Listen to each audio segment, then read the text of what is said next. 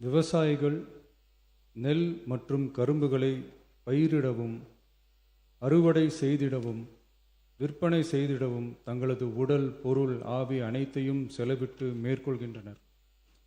தற்சமயம் தமிழ்நாட்டின் financial position சரியில்லாமல் இருந்தாலும் நெல் மற்றும் கரும்பு பயிரிட்டுள்ள விவசாயிகளின் நலனை பாதுகாக்க வேண்டும் என கருதி தமிழ்நாட்டின் வரலாற்றில் இல்லாத அளவில் மாநில அரசின் நெல் மற்றும் கரும்புக்கான ஊக்கத்தொகையை அதிகரிக்க முடிவு செய்துள்ளோம்.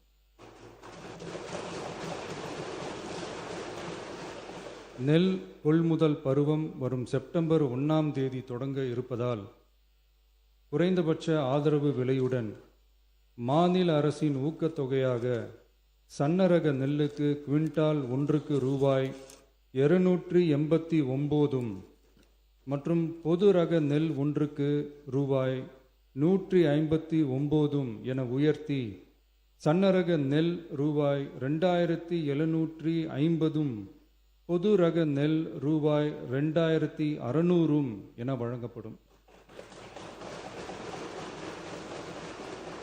மாநில அரசு நெல்லுக்கான ஊக்கத்தொகையினை ஓராண்டில் 156 ரூபாய்க்கு மேல் உயர்த்தி வழங்குவது வரலாற்றில் இதுவே முதல் முறையாகும்.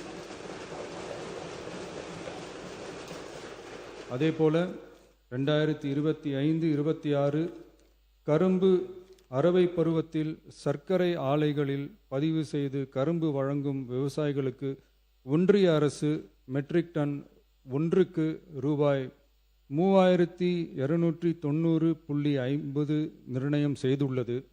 அதற்கு மேல் தமிழ்நாடு அரசால் சிறப்பு ஊக்கத்தொகையாக டன் ஒன்றுக்கு 709.50 ரூபாய் வழங்கப்படும். இதன் மூலம் விவசாயிகளுக்கு டன் ஒன்றுக்கு 4000 ரூபாய் கரும்பு விலையாக கிடைக்கப்பெறும்.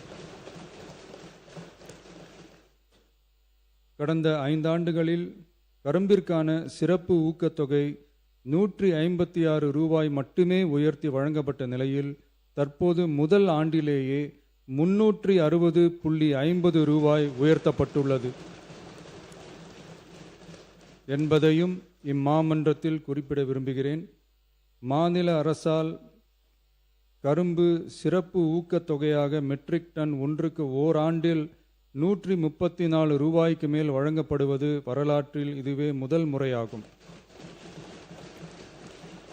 நமது அரசு எப்போதும் விவசாயிகளை ஒருபோதும் விட்டுவிடாமல் அவர்களோடு தோளோடு தோள் கொடுத்து விவசாயம் சிறக்கவும் ஊரக வாழ்வாதாரம் சிறக்கவும் என்றும் உறுதுணையாக இருக்கும். நன்றி.